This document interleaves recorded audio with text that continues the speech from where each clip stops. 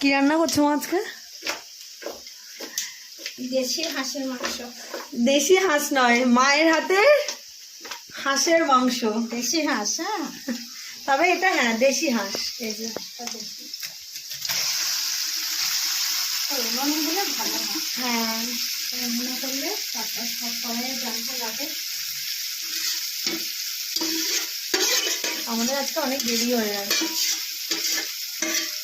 বাজারে গেছিলাম, বাজার থেকে এসে রান্না বান্না, কাটা কুটি, রান্না বান্না সব কিছু করতেই দেরি।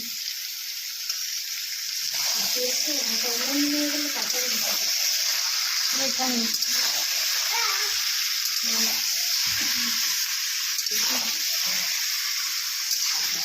ওরা বাইরে নিয়ে যা। আর এই